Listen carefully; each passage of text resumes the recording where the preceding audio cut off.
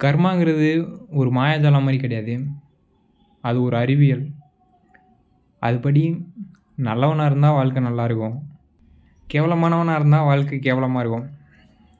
இதுக்கு உதாரணம், இப்போ ஒருத்தன் வாழ்க்கையில் பிரச்சனை வந்துச்சுன்னா, அந்த பிரச்சனையை பற்றி அவன் யோசிச்சுக்கிட்டே இருந்தால் தான் அவன் மனசு கஷ்டப்படும். அந்த பிரச்சனையை பற்றி யோசிக்கலைன்னா மனசு கஷ்டப்படாது. இப்படி ஒருத்தன் சுயநலமாக இருக்கான்னா, அவன் வாழ்க்கையில் இருக்க சின்ன சின்ன பிரச்சனையை நினச்சி அதை பற்றியே யோசித்து கவலைப்பட்டுக்கிட்டே தான் இருப்பான்.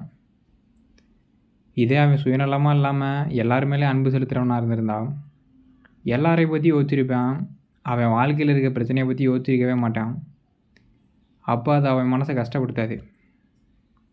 இப்படி இயற்கையாகவே சுயநலமாக இருக்கிறவங்க தான் வாழ்க்கையில் இருக்க சின்ன சின்ன பிரச்சனையை யோசித்து தானாகவே கஷ்டப்பட்டுக்குவாங்க.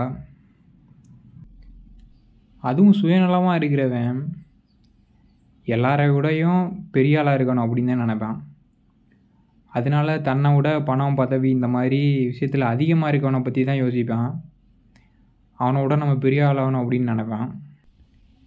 இப்படி தன்னை விட அதிகமாக இருக்கவனை யோசிக்கிறதுனால தானாகவே அவன் மனசு கஷ்டப்பட ஆரம்பிச்சிடும். அவங்க எல்லாம் இப்படி நல்லா இருக்காங்க, நம்ம இப்படி இருக்கோமே அப்படின்னு நினச்சி. இப்படி தான் சுயநலமான மனிதர்கள் தன்னை விட உயர்வாக இருக்கவங்களையே யோசித்து தானாகவே மனசு கஷ்டப்படுவாங்க. இந்த சமூகத்தில் எத்தனையோ பேர் கஷ்டப்படுறாங்க, அவங்கள பற்றிலாம் யோசித்து அவங்களுக்கு எப்படி உதவலாம்லாம் நினைக்கவே மாட்டாங்க. மனசில் அன்பு இருக்கிறவன் எல்லாருக்கும் உதவணும்னு நினைப்பான். அப்போ எல்லாரோட வாழ்க்கையை பற்றி யோசிப்பான். எல்லாரோடைய வாழ்க்கையை பற்றி யோசித்தாலே அவனுக்கு வாழ்க்கைனா என்னன்னு புரியும். வாழ்க்கையை பற்றி தெளிவாக புரிஞ்சாலே அவன் வாழ்க்கை தானாகவே நல்லா மாறிடும். ஏன்னா அந்த சமூகத்தில் எல்லோரும் கஷ்டப்படுறதுக்கு காரணமே யார் மண்டையிலையும் வாழ்க்கையில் எப்படி வாழணுன்ற அறிவு கிடையாது. அப்படி அறிவு இல்லாமல் இருக்கிறது காரணம் எப்போ பாரு தன்னை பற்றியே யோசிச்சுக்கிட்டு இருக்காங்க. எல்லாரையும் பற்றி யோசிச்சிருந்தா வாழ்க்கையை பற்றி புரிஞ்சிருக்கும், அவங்க நல்லா வாழ்ந்துருப்பாங்க. தன்னை பற்றியே யோசிக்கிறதுனால வாழ்க்கையை பற்றி எதுவும் புரிகிறது கிடையாது. இப்படி இயற்கையாகவே சுயநலமாக இருக்கவனுக்கு கெட்டது தான் நடக்கும்.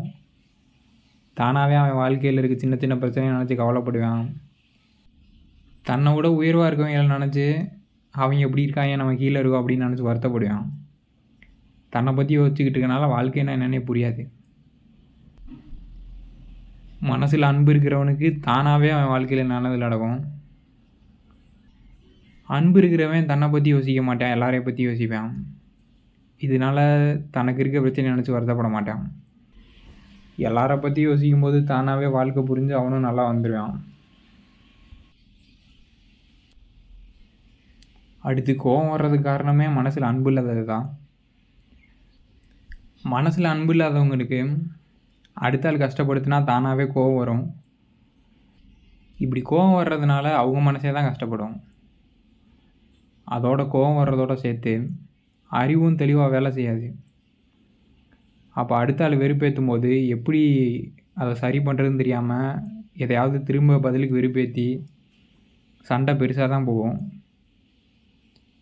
ஆனால் மனசில் அன்பு இருக்கிறவனுக்கு மற்றவங்க வெறுப்பேற்றினா கூட அவங்க மேலே கோபமே வராது. மனசு நிம்மதியாக தான் இருக்கும். அதே நேரத்தில் அறிவும் தெளிவாக வேலை செய்யும். இப்படி அறிவு தெளிவாக வேலை செய்கிறதுனால அடுத்தவன் வெறுப்பேற்றினா அதை எப்படி சமாளிக்கலாம், அதை எப்படி சரி பண்ணலாம் அப்படின்றத யோசித்து தெளிவாக செயல்பட்டு பிரச்சனையை தவிர்க்கலாம். இப்படி மனசில் அன்பு இல்லாததுனால தான் பல பேரோட மனசு கஷ்டப்பட்டுக்கிட்டு இருக்கு. குடும்பத்தில் இருக்கவங்க ஏதாவது சொல்கிறத நினச்சி கோவம் வராங்க. வேலைக்கு போகிற இடத்துல ஏதாவது சொல்கிறத நினச்சி கோவப்படுறாங்க. இந்த மாதிரி மற்றவங்க பண்ணுறத நினச்சி கோவப்படுறதுக்கு காரணமே மனசில் அன்பு இல்லாதது தான். மனசில் அன்பு இருந்தால் யார் என்ன பண்ணாலும் கோவம் வராது. தானாகவே மனசில் நிம்மதி இருக்கும்.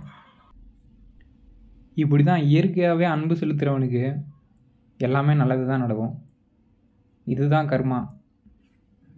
இப்படி கர்மான்றதே ஒரு அறிவியல், ஏதோ மாயாஜாலம் கிடையாது. கர்மாவை உங்கள் மூளை தான் தீர்மானிக்குது. நீங்கள் அன்பு செலுத்தணும்னா இருந்தீங்கன்னா உங்கள் மூளை நல்ல விதத்தில் வேலை செஞ்சு உங்கள் வாழ்க்கையை நல்லா மாற்றும். நீங்கள் சுயநலமாக இருந்தீங்கன்னா உங்கள் மூளை தப்பாக வேலை செஞ்சு உங்களை கஷ்டப்படுத்தும். அதனால தான் சுயநலவாதிகளுக்கு மூளை தன்னை பற்றியே யோசிக்கும், மேலே இருக்கவனை கூட ஒப்பிடும், வாழ்க்கையை புரிஞ்சிக்கக்கூடாது, கோவப்படுத்தி தெளிவாக யோசிக்கக்கூடாது. இந்த மாதிரி பல பிரச்சனைகளை மூளை கொடுக்கும். மனசில் அன்பு இருந்துச்சுன்னா மூளை தெளிவாக வேலை செய்யும், உங்களோட வாழ்க்கையும் நல்லா தெளிவாக இருக்கும். இப்படி தான் இயற்கையாகவே மனசில் அன்பு இல்லாதவனுக்கு வாழ்க்கையில் எது பண்ணாலும் விளங்காது, எது பண்ணாலும் மூளை விளங்க விடாது. உண்மையிலே வாழ்க்கையில் நல்லா வாழணும்னா பணம் பதவி இதெல்லாம் தேவையே கிடையாது, மனசில் அன்பு இருந்தால் போதும். அதனால தான் அந்த சமூகத்தில் இருக்க எல்லோரும் கஷ்டப்படுறாங்க. ஏன்னா எவனுக்கு யாரு மேலேயும் அன்பு இல்லாத ஒரு கேவலமான ஆளாக தான் இருக்காங்க. இப்படி அவங்க பண்ணுற பாவத்துக்கு அவங்க வாழ்க்கை கேவலமாக இருக்குது.